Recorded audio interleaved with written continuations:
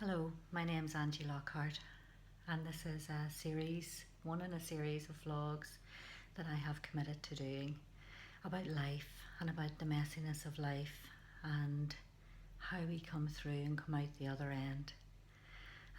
Thank you from the outset for everyone who has commented on the other vlogs I've done. I've really appreciated your encouragement. And this one today is entitled The Long Goodbye, Living with Dementia. And what I want to talk about, I don't want it to be sad, I don't want it to be depressing, I want it to be uplifting and positive, because that's what these vlogs are about.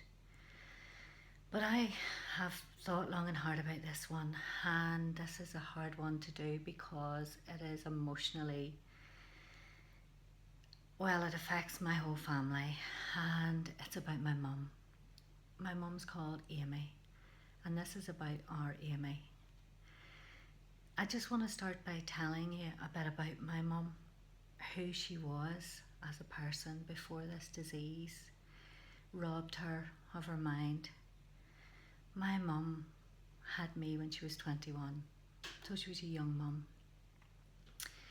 She was vibrant, she was sassy, she was full of life, she had a wicked sense of humour, and she loved to laugh. She had a sparkle in her green eyes, and she had lots of friends. She was a passionate woman, and myself and my sisters knew that only too well. We knew when to get offside when Amy was on the warpath. But it's what it made her, and it's who she was. She was an entrepreneur. She was an inspiration to women that she knew. She could have turned her hand to anything, tried anything, and she did try most things. She was always inventing things and businesses and how to just do things a wee bit different. She was an amazing woman. She was a great sewer. She sewed, she made all of my bridesmaids' dresses, and in fact her two brothers had a double wedding. They were twins, and she made the wedding dresses, the bridesmaids' dresses, the flower girls' dresses. She was such a capable woman, and I just want people to know what she was like. So you can imagine how devastated we were, myself, my dad and my two sisters, when she was diagnosed with early onset Alzheimer's at 58. We were heartbroken. My mum, to all intents and purposes, was young. She was vibrant. And when they said that was what was wrong with her, we couldn't believe it. And in fact, when she got her diagnosis, they gave my dad literature, and it was all about, this is what's going to happen, this is what's going to happen, this is the different stages. And I said to my dad at the time, Dad, do you mind if I take that booklet off you? Because I don't think you need to know those things yet. At the moment, you're getting along okay with Mum. And it was only about a year ago my dad said to me, when you took that book off me, that was the best thing you ever did. If you had have told me what was ahead for me, I don't think I could have coped with it. So for my dad, taking each day at a time was something that really helped. And for all of us, we went through each stage as it came. We didn't look further ahead to see what it was going to be like. We just took it as it came. And we started to see my mum slip away. I entitled this vlog The Long Goodbye because that's what it is. My mum was 58. My mum is now 75. So for all of those years, we have watched her gradually slip away from us. After the first couple of years, she lost her speech, so she couldn't even communicate with us, which was doubly hard. My dad always knew what she wanted, and always could understand her. If I ever needed a lesson in devotion, it was from my dad.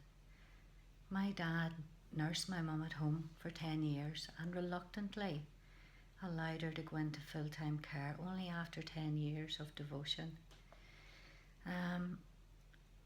I can't say I know anyone personally that I have seen with such devotion.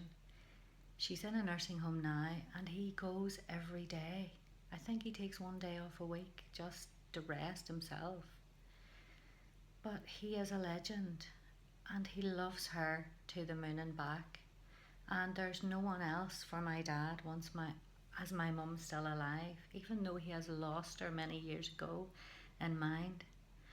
You know, my early memories of my mum, and looking back, and this is the kind of woman she was, just to give you a little picture, because when someone has dementia, they become a shell of themselves.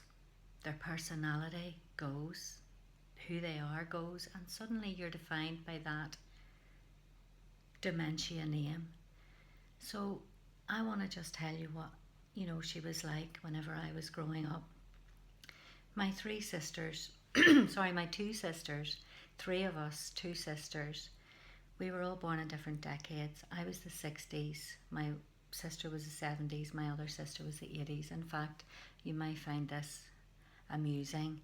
I told you I was married at 19. Well, my mum was 3 months pregnant at my wedding with my youngest sister. In fact, my youngest sister was auntie at 15 months because there's just 15 months between her and my daughter.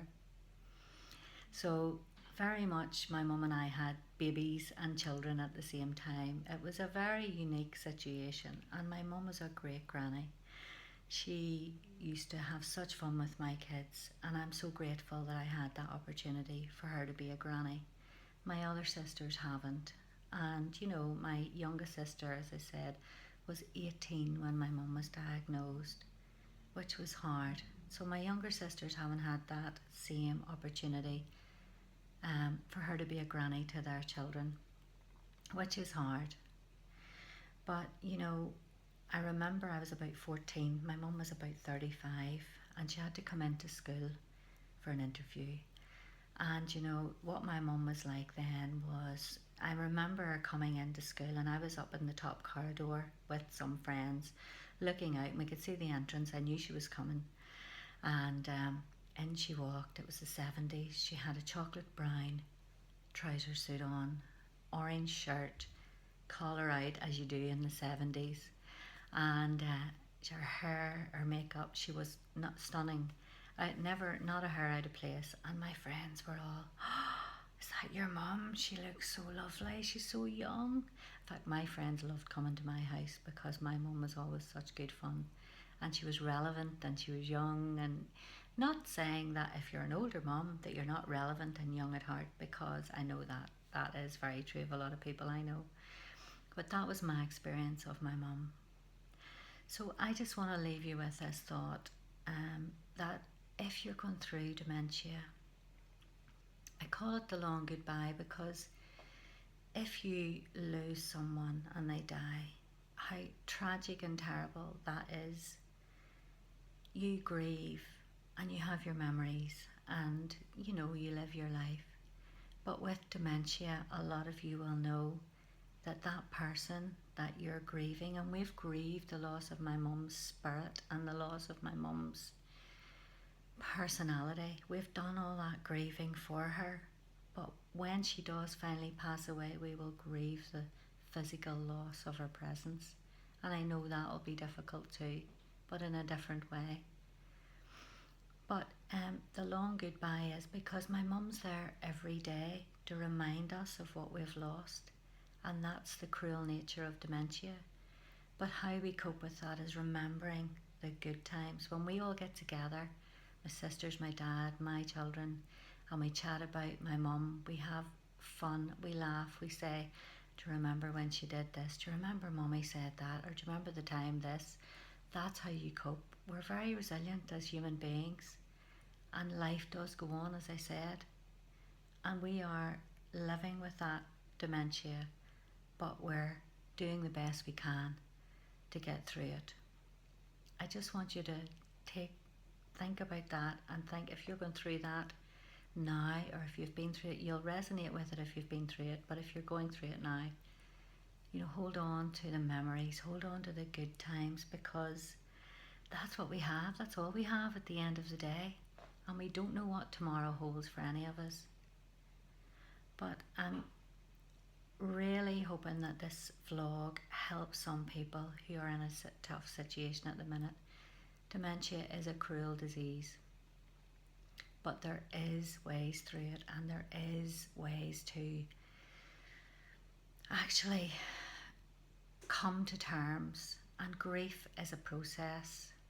Grief doesn't happen overnight. Grief has stages, and you need to allow yourself to go through each stage, and we've all been through the stages of grief, and it's not over yet because we haven't grieved my mum's physical loss of her physical presence.